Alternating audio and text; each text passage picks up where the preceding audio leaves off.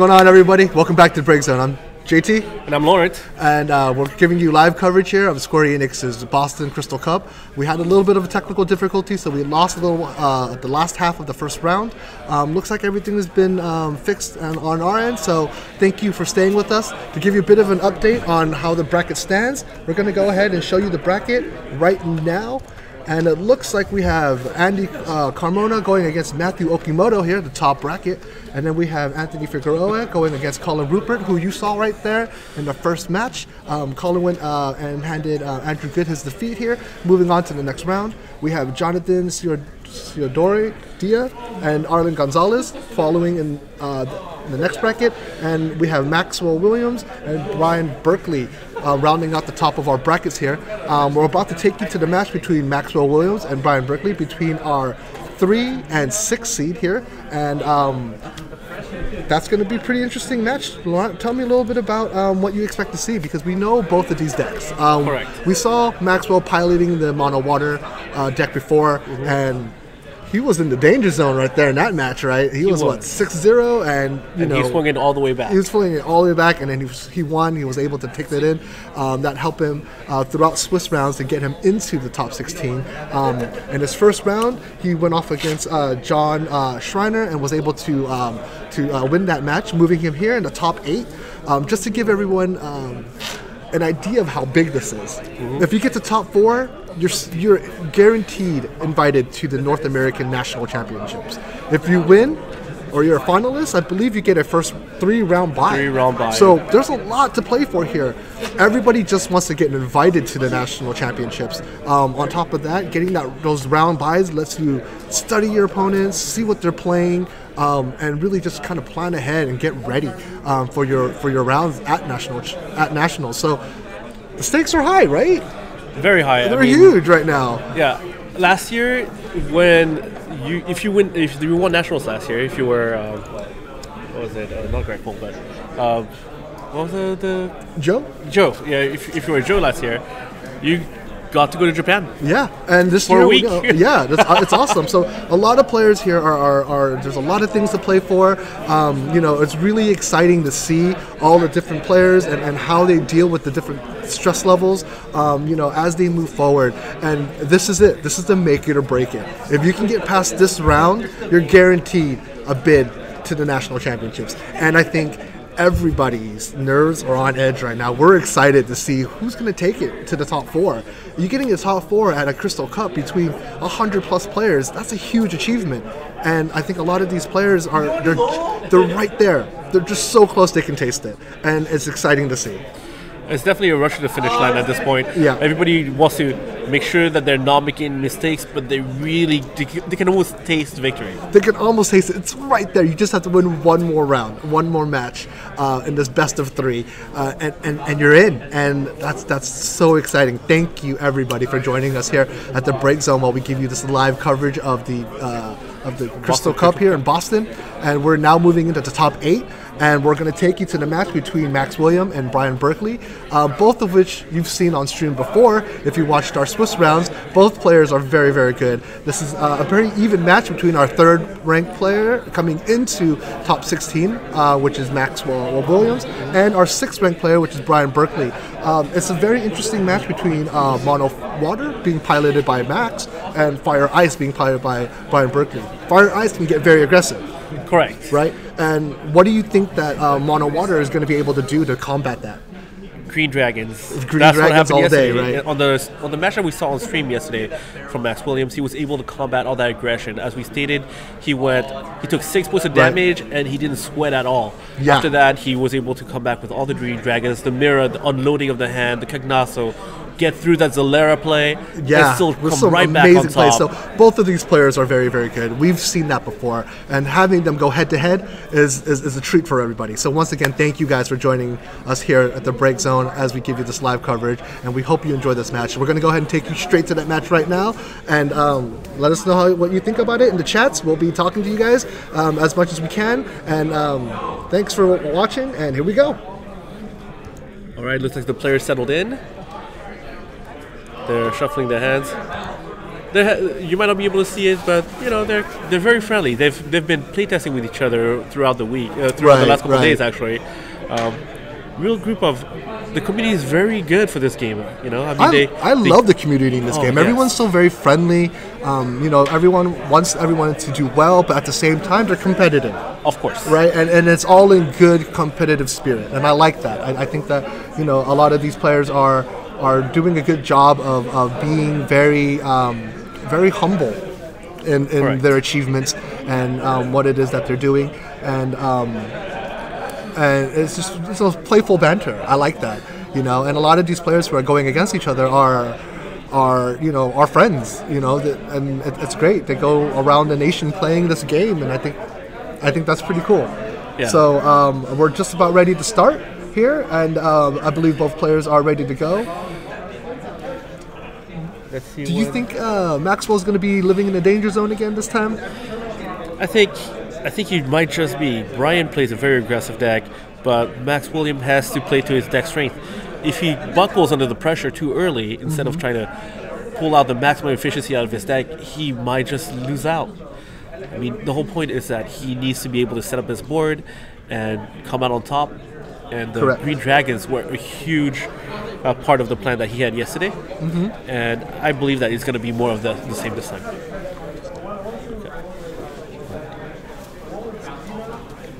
Okay. All right, so it looks like we're just about ready to start. Players are going to shuffle their hands. I'm getting ready to go. I believe we're waiting for the green light here to start the match.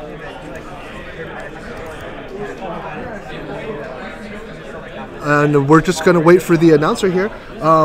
Let us know what you guys think about the matches so far, and how you guys think that this is going to turn out.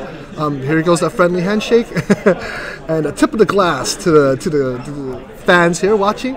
Once again, thank you guys for joining us here at the BreakZone while we give you guys live coverage of the Crystal Cup here at Boston. And we're just about to start our quarterfinal rounds, which is here the top 8. Very exciting. Players who win this round will be moving to the top 4, which is the semifinals.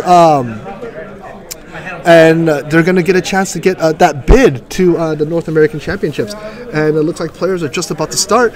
And it's this exciting time. Everyone's a little bit on edge, just really excited. They're so close they can taste it. I mean, the tension here is palpable, man. It's just awesome. It's good times here. Yeah. I definitely think that Brian's going to hit the ground running. It looks like the announcer is about to start, and match is a go here. All right, so let's see. I definitely think that Brian's going to have to push out everything he can. Otherwise, if Mono Water settles in, he's going to have some big problems. Right. Looking at it. All right, let's thank you guys again for joining us, and we're off. Looks like he's going to go ahead and pitch a Lenora to play. Is that exactly what he wants to play? He's going to go and play that Artemisian. Is he going to pitch some cards here to the bottom? And let's see if he doesn't like his hand. I'm surprised he does this. He didn't seem to mulligan here. Max is going to go ahead and... No, he's just going to go ahead and plays it. He doesn't want to put any cards in the back. He just wants that backup. That's actually pretty scary. When a water player actually plays Artemisia and says, you know what, I just want him good. That means my hand is so strong that this was exactly what I wanted. Right, and here we see Brian pitching what looks to be a Duke Larg and another Castalian Sid. Overpaying here. What do you think about that? He just really needs to hit the ground running. You can't... Mono Water is one of the strongest decks if you give it too much time. Right, but he's pitching 2 cards to play 1, overpaying by that 1 CP. He might actually go all out right now. He might actually pick up the Stelis and just start swinging. Yeah, he's probably gonna. He might actually want to play it out in order to keep the Artemisian dulled and to slow Max down. I think that's a good play. Looks like he's going to go ahead and do that. Good call there, Laurent. He's going to go ahead and slow Max down by causing that Artemisian to be a dull. He's going to bank on the fact that Max doesn't have another 2-drop backup. Well, he's going to go pitch 4 cards, getting into a Marrow Web. Not overpaying here. He's going to go and draw 2 and discard another one. That's all 3 Artemisians in the break zone right now. Maybe that's why he played the first one. There was another option there. He's going to go get a swing of point there. I like the aggression here. Getting over a Cloud of Darkness. Wow, you don't want to see that card on your opponent's field. She's definitely a strong mid to late game play. Right, and the fact that you got rid of her so early, if you're able to somehow magically, and by luck, sheer luck, hit all your opponent's mid to late game answers, that's exactly. And now you have a lock here, and he's going to have to discard a card because he's got enough Final Fantasy VI characters. Brian Lynn off to a very, very strong start here. Hopefully Max is able to kind of get rapping a little bit. We've seen him come back from an 06, so I don't think he's stressing out right now. I mean, it's difficult because it was 06, but then he is going to have to discard a bunch of cards every single time lock is going to hit him. He's going to have to discard another card. Right. So he's going to be playing very carefully, and he's kind of one turn behind. I mean, not really, but the fact that let's see how he plays it all out. But I think he really wanted to play the Artemisian first turn and had something in mind, probably an odd number play, and instead he had to go with a Roll Web. So it looks like he's changing his game plan a little bit. He's looking at 2 forwards and one that's going to make you discard a card. He's got to deal with that right now because the thing about water is that it's so efficient in card draw. He's going to go and play the Tom Betty. Probably getting Tom Berry. Pitching, he's going to grab another Tom Berry off of the Tom Betty, I believe, or he's going to grab something else. Nope, he's going to grab Amira. Oh goodness, he might have a bunch of monsters in his hand. He might, but you know what? He's not going to be able to do a lot if Brian's going to keep attacking with that lock. It's going to really damage his hand right there. At least for now. If he can really get onto that, I think Brian might have a little bit of an edge here, because right now Brian's playing with impunity. He can do whatever he wants. Nobody is stopping him because water doesn't run that way. But Brian has the ability to kind of limit the options that Max is going to be able to do here. But Brian's going to have to worry about running out of gas. Let's see if he can keep the pressure on. That's always the pressure. That's always the thing. I don't know if if it was a good idea to pitch that red mage. I would have liked to keep that red mage so that he can always get through with lock. If Max plays a character, a forward. I mean, we'll have to see. I don't know if Brian's playing the late game. He's going to play the fast and early aggro. Oh, That's wow. how it is. He is not playing any forwards here. It looks like Brian might be able to get 2 points of damage and a discard. I think at this point, as Max has shown earlier. Well, there he goes. Here goes another point. The realm goes in. It's going to EX burst. It's going to go on the top. Let's see if he can grab a monster. He's going to grab a Tonberry. Everything else goes to the bottom. It's nice to see that Porom go to the bottom. He's not going to have to deal with that. He still has to discard a card. Looks like he's thinking about it right now. I think one of the reasons why he didn't want to play out too many things that turn is because he plans to unload his hand pretty soon. Right. He's going to get rid of that Waka. Now he's going to hit with that Celis. And another point of damage here. And that brings Maxwell up to 3 points of damage. It looks like he's... hitting a Gao. That's going to hurt. That's going to hurt. Yeah. Gao is definitely one of his efficient stabilizing cards. Yeah. So putting out a Gao... We saw it last time. That Gao really just stonewalls when he's able to drop his hand. But he's only got 4 cards in his hand.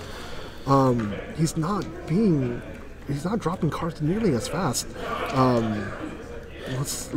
And Brian's really reading it right now. Is he gonna build up his backline? I would like to see him build up his backline right now. No, if he's gonna go with the sets, or he's gonna keep that pressure on. He can't get for a Gastalian Sid. Is he gonna grab another 6 forward? He might just grab a lock and get ready for that end game. Get ready for that end game. Or he might grab a Celeste and do a... Oh, nope, he's going to grab the Sabin. Wow. Whoa, I like that play. How are you going to get rid of that Sabin? Can't break him. No, there's definitely a couple ways. He does have Tomberries and whatnot. So he does have at least one Tomberry and a Mira. Right. So if you were to play Mira first, then Tomberries, and then break that Tomberries and get another one and play it again, he would be able to get rid of Sabin, even if Sabin was unbreakable. Yeah. Well, let's see what he does here. I like Brian is being very aggressive here. He definitely has to be. I mean, you have to be when you're playing against water. You got to make that water player. There we go. Yep, here goes the Mira. He's going to pitch a card. He's going to pitch that Tom Betty to play that Mira. Oh, 3. 3 here. Is he going to do a backup? Or is he going to... Nope, looks like he's going to go ahead and pitch to play a Gao. that Gao isn't nearly as effective when he hasn't dropped his hand of monsters here. But let's see if he plays out something like a Tonberries with a Mira trigger into another Tonberries. He's going to play right into the Tonberries. Let's see if he has. I'm not really sure what he's going to do with that. It looks like he's. He's planning to keep Gao around just as a possible blocker and have the Tonberries to be able to keep Gao around. Okay. Let's see. Brian is still gonna should still want to attack through, but he's got to be careful about it. The Tonberries is most likely going to make the first combat not so advantageous to him. Right. And he's got a roam out as well. He's able to drop 3 4s and a monster out fairly quickly here. Actually, I think that might have been his BreakZone, the realm. Okay. I'm not really sure. I don't believe that realm is in play, so we need to, as players in an event, you need to make sure to move your cards to where they need to be, as it might be a little bit confusing here. I mean, we're looking at a 2D from the top, so it's kind of hard to see if that's actually a stack of cards or just one card, but I'm pretty sure that's the BreakZone. All right, looks like Brian's ready to make a move here. He's got to keep that pressure going. He can't let them set up. He's going to force Max into either using that Tonberry or blocking with Gao, who's not very big right now. He might get a free point of damage in here. Gao's sitting at about 7,000, but with Tonberries, you'll be able to... He wants to attack with Setzer. Yeah. He wants the Setzer to crack so that he can Dole and Freeze and move in. It looks like he's going to go and party attack here. So the thing about party attack, normally you think about it and you're like, oh yeah, I could totally just take the one. Right. But this one involves lock. So if lock gets through... I love that. Do you want to block it and then take out the Setzer so you can Dole Freeze the other one? Or do you want to block the lock and take the point of damage? I mean, if you block the lock... It looks like he's going to go ahead and block with the Gao. Let's see where he puts his damage here. Looks like he's going to go ahead and crack the lock here. He still takes still considered blocked, so he's not taking any damage here, but he's able to get rid of the Gao. The trade with a lock here. Let's see if... Is he going to continue to attack? Or is he going to play something else? It looks like he's moving to his second main phase. If he's unless he has a summon to play, then it looks like his second main phase. There you go. He's going to go and play right in that Genesis, Dole Freeze, and then pass. That is actually very effective. I like that play. It's a very effective play. Mira has a lot of abilities. One of them being able to reduce the cost of monsters. The other one being able to bring back copies of monsters that go to the BreakZone by doling her. Bring into Elena. Going to bring back that realm. He's going to EX burst it right into another. This is so effective. We got lucky on that last pull. We got a dragon on that last one. He's going to go ahead and let's see if he can play that dragon. With Mira in play, dragon is actually quite cheap, but I'm not sure if that's what he wants to do right now. He's so quick with that. He's able to drop so many creatures, so many things so quickly. But I like Brian's position. He can keep the pressure and keep mitigating the number of forwards that he has. Brian is not sitting in comfortable positions, though. I mean, he is only at one backup. That's really going to start to hurt very soon here. And also the Tonberries being on the other side of the field makes combat a little bit tricky. However, he needs to get rid of the Tonberries as soon as he can, nullifying the extra effect of Mira, being able to get something back. So I'm not even sure if... Did Max get all of his Tonberries out already? I'm not quite sure. Yeah. Let's see what Brian does here. He's still in the lead in the damage, though I'm worrying about him running a little bit out of gas right now. The one backup strategy, at least you have one, so that you could play oddly costed without losing extra CP from discarding your cards. Exactly. But it is still not something to be comfortable with, because at one you're paying almost full cost for everything. Right. It looks like he passes his turn. I don't like passing turns to water players. That's just one extra turn for them to drop more stuff for a Cagnazzo. I think it's going to be difficult, though. I mean, Brian is... I don't know if Brian really likes is not able to keep the pressure on right now. That's going to be... That might come back and bite him. That might.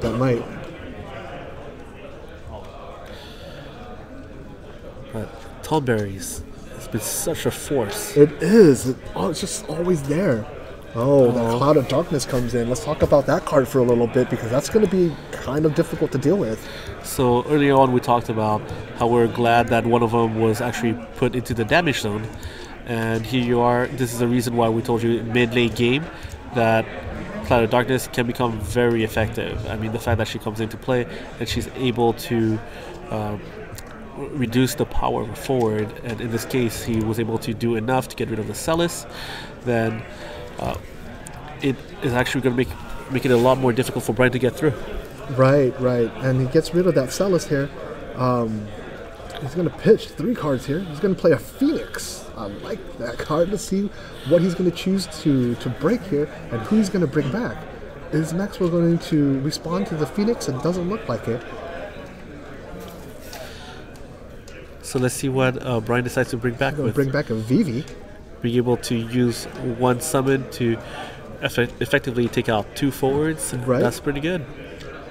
And then the Vivi comes in, and it's going to be able to do a little bit of damage here. Is he going to be able to break anything?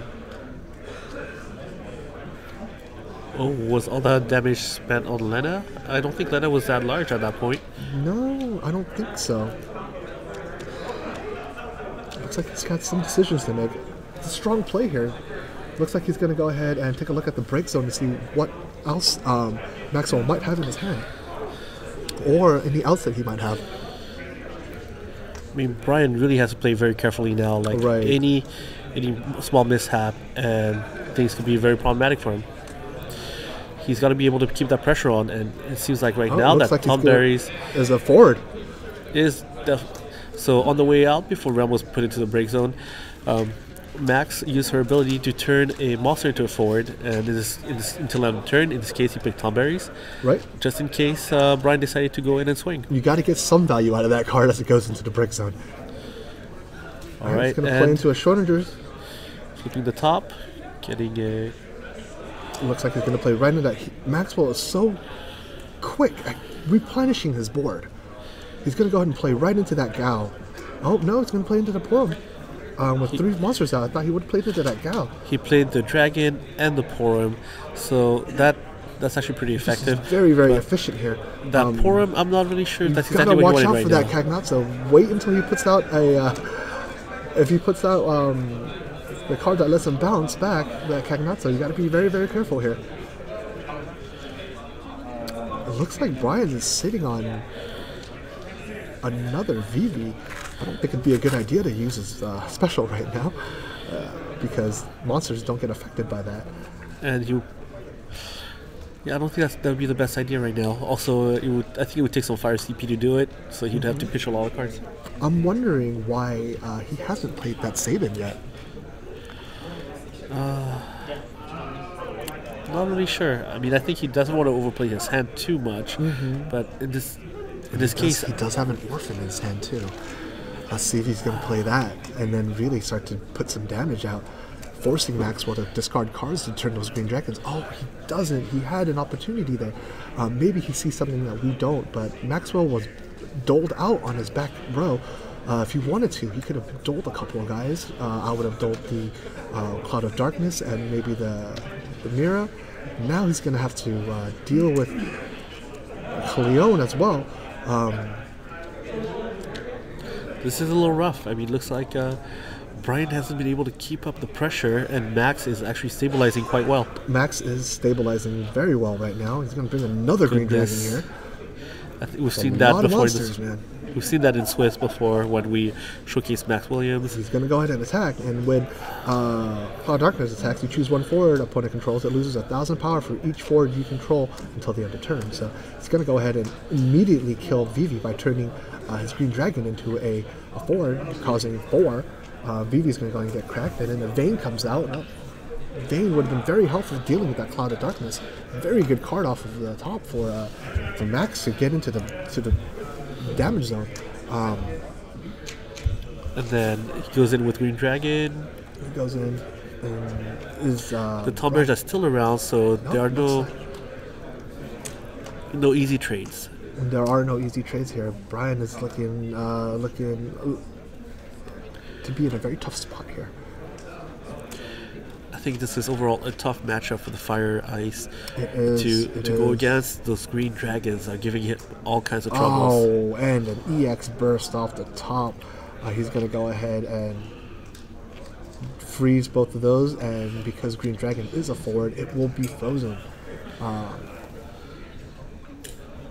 Alright, looks like Brian's got to do something here to change the tides.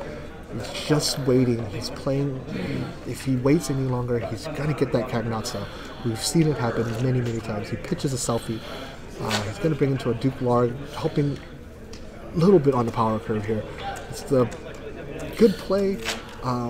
it helps him both in two ways. So he Yeah, really helps him needed a build second into it. backup, Yeah. being that if he still has an orphan in hand, he wants to make it so that he doesn't have to pitch so many cards to play it. Correct. And with the fact that Cloud of Darkness and Green Dragon are currently frozen, there are only two effective blockers, putting his forwards up to 8k and facing down Right. some smaller blockers. But a Tomberries isn't so bad. That Sonberries is not so bad, but you know what? I'm actually really worried about that Cleone. Ice players, they tend to use a lot of temporal summons here.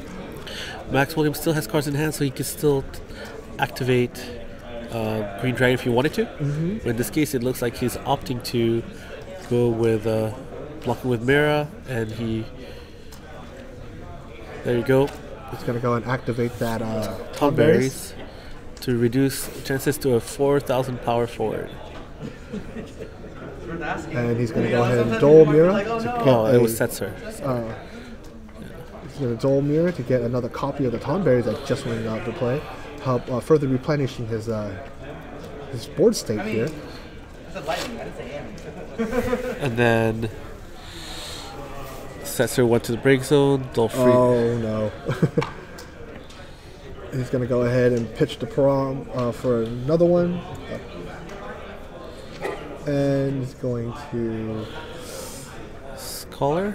No, the Scholar was used to play the ability. And he's going to go ahead... Oh, no, he's going to, right? Yep.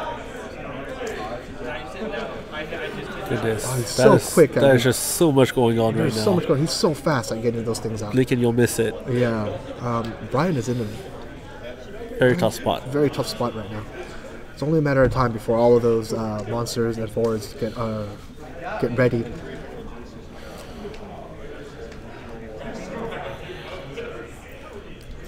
Let's see. Go and block right there. So he doesn't take the discard the card. He wants to keep the cards in his hand. He's going to pass his turn. He's got two characters frozen right now. They move into the Dole state. They won't be able to activate, so he's got a Mira and 3 monsters out. Still, he is in firm control right now. Let's see what happens when that Orphan comes out into play. But I'm not really sure if Brian's going to have enough. He's really fallen quite behind, and Max is He definitely really building is. things out. Yes. I mean, once that Green Dragon and that Cloud of Darkness are going to be active again, it's really going to hurt Brian. Right. And we're going to have to see if Brian's going to be able to do anything here. He doesn't have the cards. He doesn't have the backups. He's going to pitch. He's going to play into a Gao. Gao's going to go ahead and grab a monster back. Into play. He's going to grab Schrodinger's. He's going to take a look at his top card. It's the backup. He gets to do... Schrodinger's is so good. That cat is amazing. Let's see if he's going to be able to get another one. He's going to get a Lena. Goodness, Lena is going to go into Realm next turn, possibly. Exactly. Like, whenever Cagnazzo is going to come out, it's really going to hurt. I don't even think he even needs it at this point. If all he's facing down is a Genesis, this might not be so bad. He's definitely going to swing here. And Brian's going to have to take that point of damage. There's not much he can do. He's going to flip over a saving here. Max goes and ties the matchup here at 3 apiece and passes his turn. Brian's going to need something major. Otherwise, he can't really attack here. If he attacks, he's looking at Fatal on the next coming turn. So he's got to do something here to help mitigate some of this board presence that Maxwell's so adept at creating. So it's one of the things that's really tough about being aggressive is that if you're aggressive and you don't build out your backups, if somebody stabilizes, your options are really very few.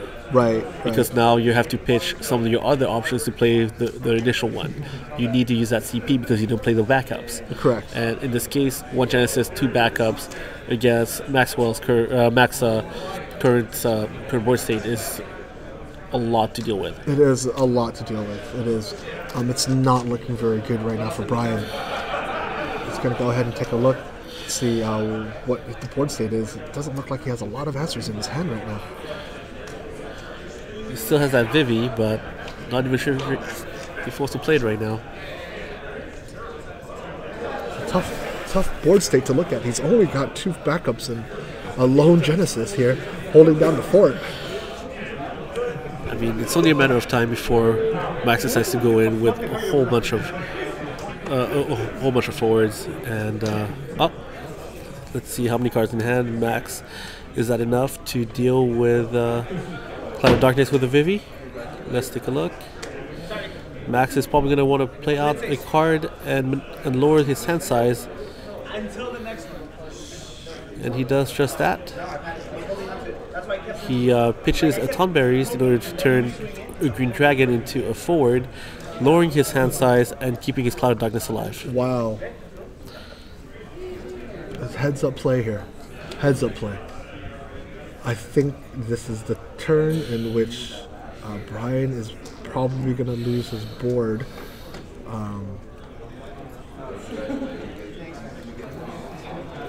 If he makes those two Green Dragons in, when that Cloud of Darkness attacks, he can force a opposing forward.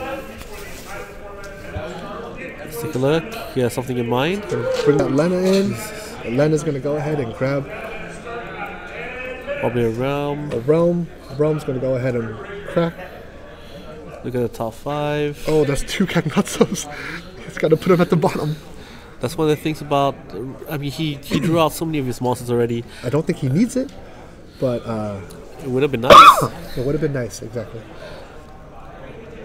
You definitely want to play that. He doesn't like to see that, but he is going to be doing some damage here, so that's always good. Doesn't puts Brian right here at 4 points right now. Oh, he's calculating it out. He's going to go ahead and get to that 5th point right there. No help on that EX. I'm surprised he didn't keep attacking with those Green Dragons.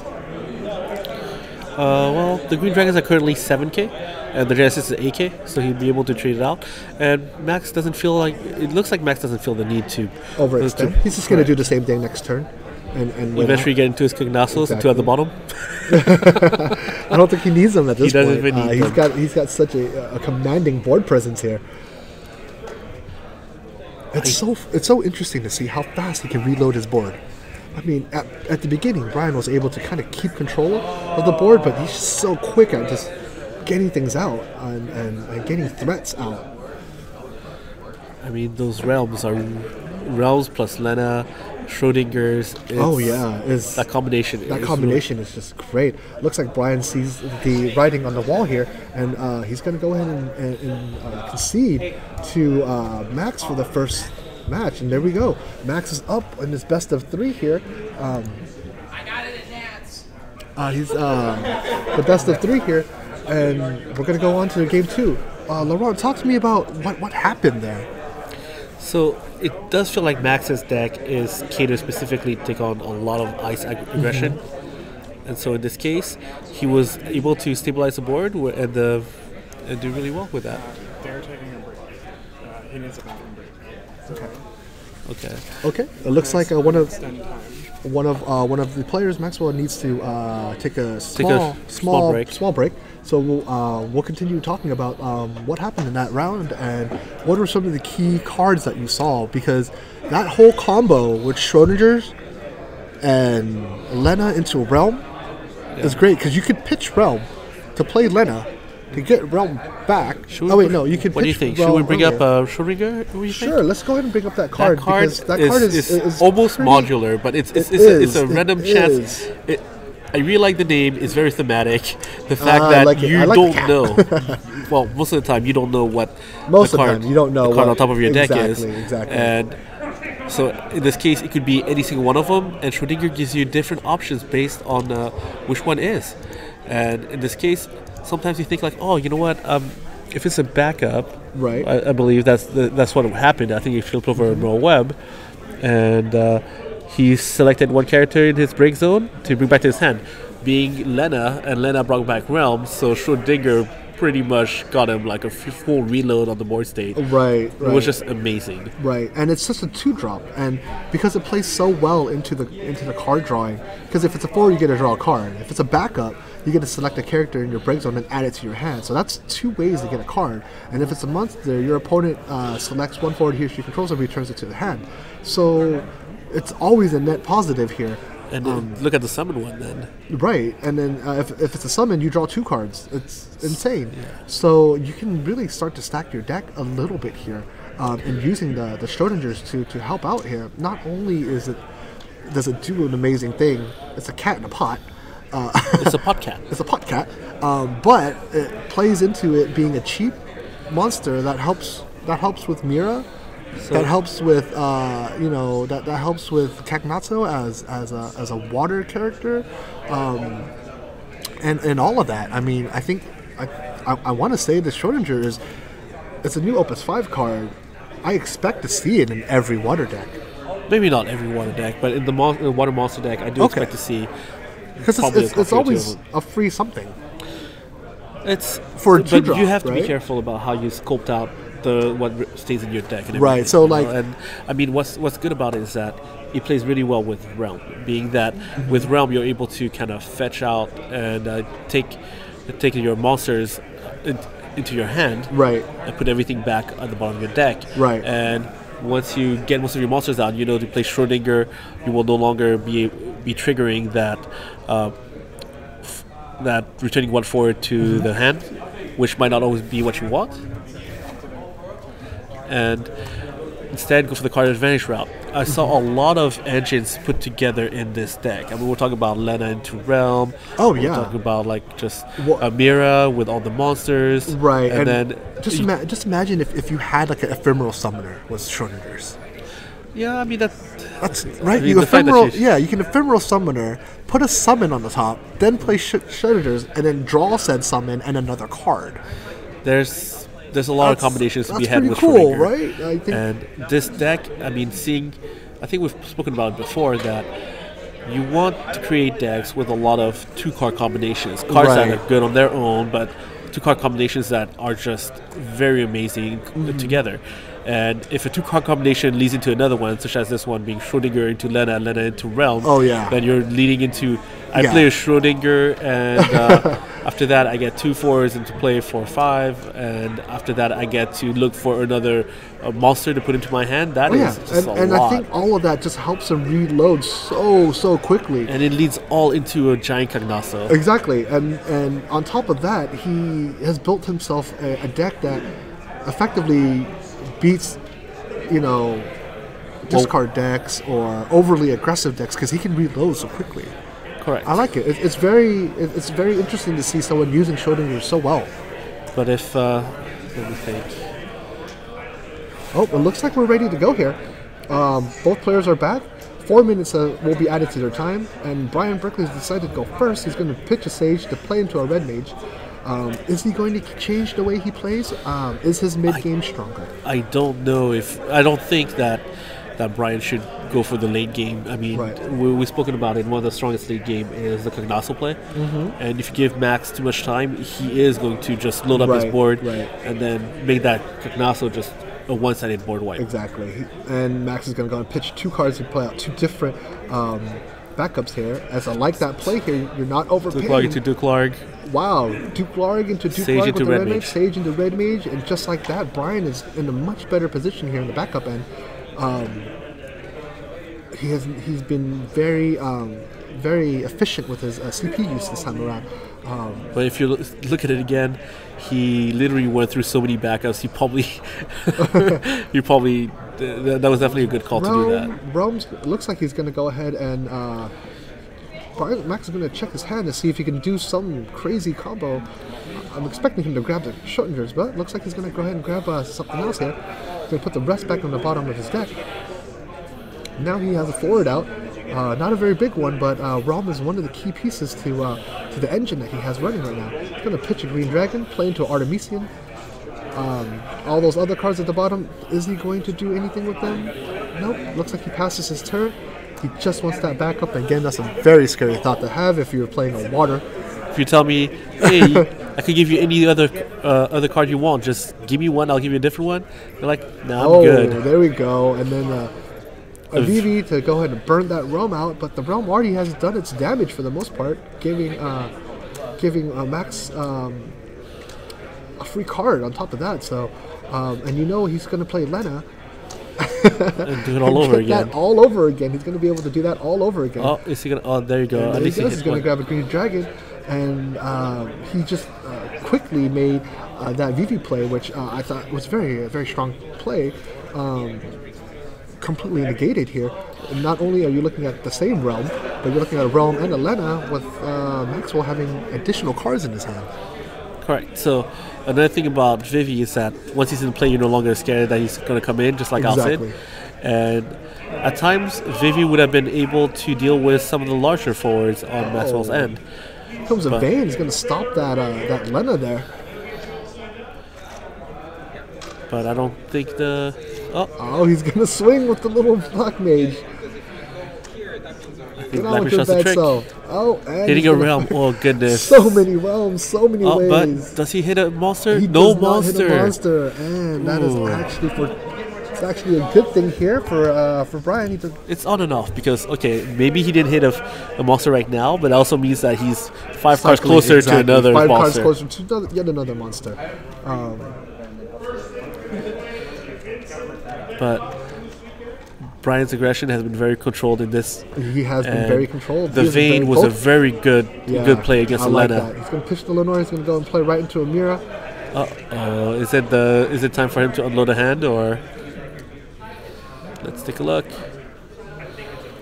He's making room, so he's going to go ahead and play the Cleon. And probably a Green Dragon as well. Yep, he's going to play that Green Dragon.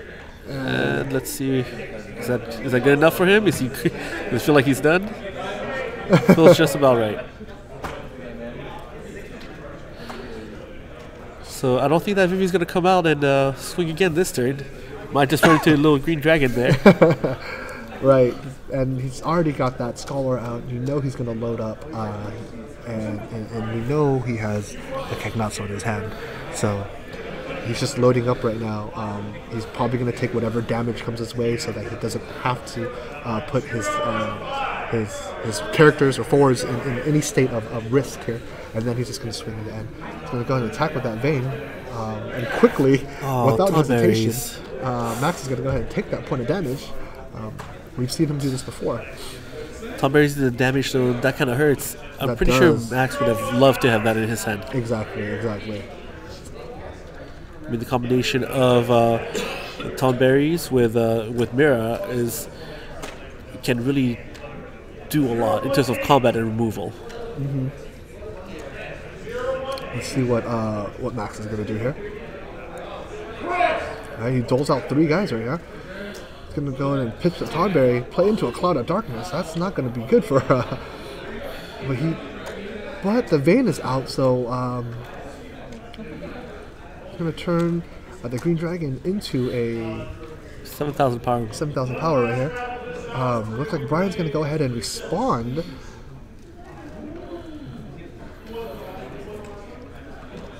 Okay. Not really sure what just happened there, but he's going to respond with a Belias here. It's going to go ahead and crack the Cleon.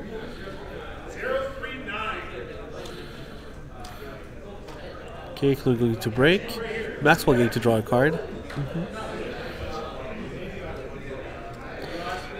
And it looks like the Belias might have been a bait for that Cleon to pop, and this is really what Brian wants to do now.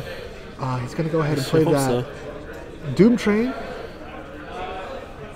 To most likely... Is he going to crack that Realm?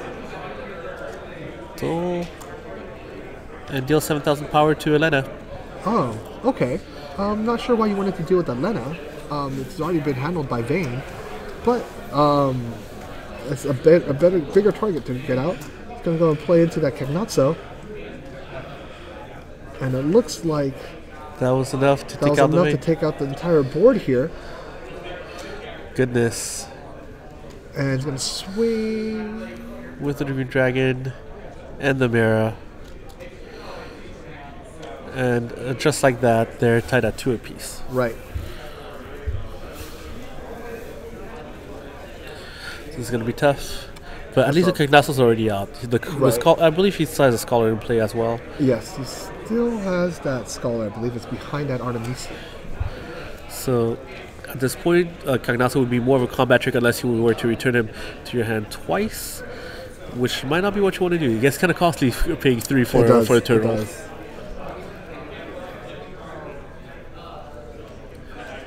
We're playing the Gastalian Sig here. Is that going to be enough to help him out? I mean, while Brian did play the more methodical route this time, Maxwell's just so quick at getting the board state going. The combination of Mira and the Realms and the Lena, yes, leading to the Cagnazzo and the Cloud of Darkness with the Cagnazzo, taking out the Vayne. That was key. Yeah. Good play.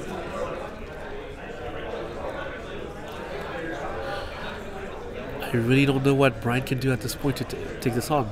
As I stated before, this the Mono Water monster deck is very efficient. Situated to take on. Play that Celis here.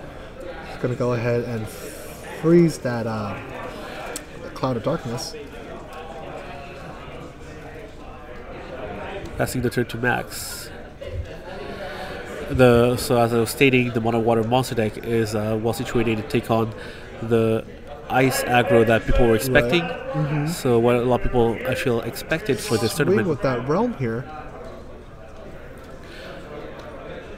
It looks like it's a bait attack. Is Brian going to take that point of damage? Maybe he's trying to... So the Green Dragon would not be big enough by itself. Right.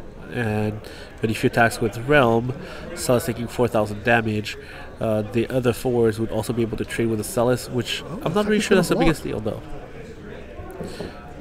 Or he has another trick.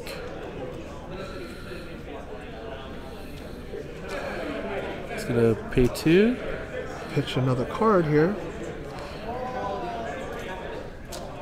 Gonna get that Tonberries out. Oh, he activated the Fisher ability to bring the Tonberries back out, and it looks like he's going to go ahead and give minus 4,000 power, minus 2,000. So Tonberries coming to play, minus 2,000 to Celis, and if he wanted to, he could do even more. And looks like that was a bait attack here. And then looks like he's going to go ahead and crack that. He's going to minus 2,000 already, right when it comes into play. Is he going to give it a little bit more? Realm's only 4,000 here. And he is actually going to give minus another 4,000 Celis, and she will be at that point, what, 2,000 power? And she definitely is not big enough to take on Realm, that mighty Realm, with her paintbrush. That paintbrush is legit, man. That brings Brian to 4 points of damage here. He's looking at a board that has 4 forwards and a Green Dragon, so potentially 5. It really hurts when you see your opponent hitting you with a Cagnazzo, you know something's really bad. Yeah. Hopefully he has something in his deck that's going to be able to save him here. It's not looking good for him. I think at this point, the match that we saw in the Swiss, that's when the opponent replied with Zalera, but Brian is not running Zalera, so that's not going to save him this time. Yeah, that's not. Look at his hand.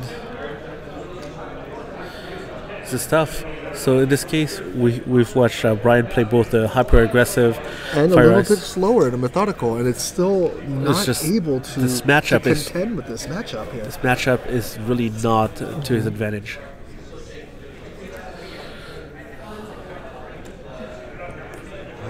pass his turn. I'm not.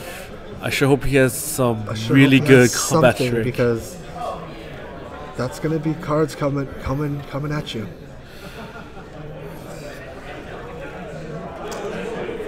Okay, well, let's take a look. I mean, I don't even think he has any EX burst that can help him out this much. In this deck. Right. He's gonna have to take that point of damage. Doesn't have a blocker unless he has something to play in his hand.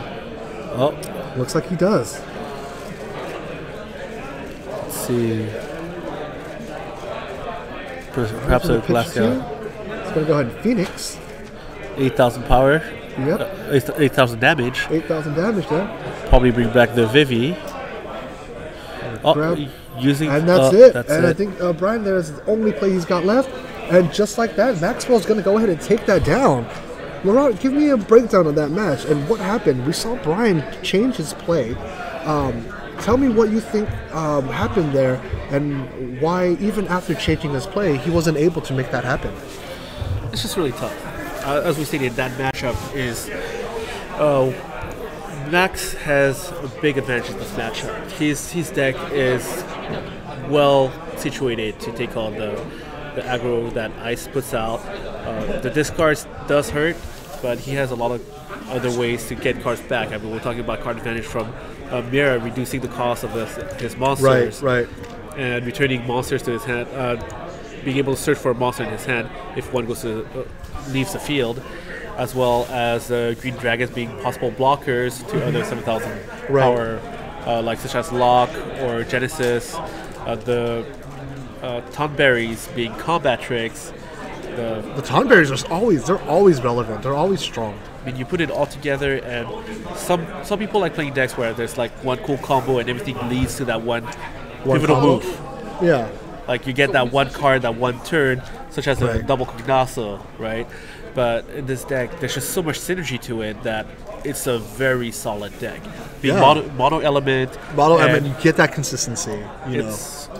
it really lets you eke out a lot That's of exciting, advantages. though. It's exciting to see, right? Because this deck is obviously very tuned. Yes. It just plays off of itself so very well. Every move that you make is leading to one of many threads that you can take. Lines of play. That you can all take that. as you go through the deck. I mean, but you got to give it to the pilot at this point too. Right. I mean, you have to know what you expect to see, what you want to see, which cards are key to the matchup. Right, You can't just right. go around like, I'm just going to Schrodinger and see what happens. Exactly. Like that's just not good enough. Everything is so planned, and you're leading it, and because you know your deck and you're playing an opponent, you have to understand the matchups so that you could change that tempo of when you play it Yes. and how you play it. And by the way that you could see how comfortable Max is, even being at 6 damage from the Swiss, or Right. here taking on a Fire Ice deck that can go either hyper aggressive or Right. goes for the mid game. And he knows what he's doing. He's put in the time. He's put in the time. He's And put in the effort. he He's knows made the it that matchups. far.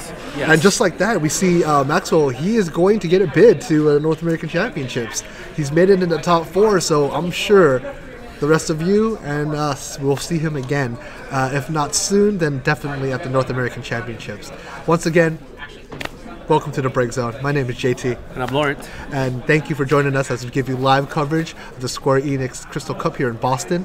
We just saw an amazing match with Maxwell piloting Mono Water. We hope you guys enjoy our breakdown of the match and our interpretation of what's going on. We appreciate all the support. It was great meeting everybody. And once again, a huge shout out to Square Enix for throwing these events and giving competitive players something to go for. So a huge shout out to them. We're going to be right back with the semifinals, which is your top 4 here. Everybody here in the semifinals is going to get a bid to the North American Championships. That's exciting. Yeah, the road to Nats. No road to Nats, and they've already jumped to the end. They're able to go, but now it's about pride. It's about who's going to go home with that Crystal Cup. I don't know. I mean, there's some pretty sweet surprises like right There over are there. some very, very sweet prizes, but right now the only thing that's in all of 4 of these players' minds is who's going to take home that cup. Who's going to take home like the crystal, who's going to take home the big prize, and with it, well-deserved bragging rights. So we'll come back and we'll show you where that all leads, and hopefully the exciting end is just as enticing to watch as the road leading up to it. So we'll catch you guys in just a little bit.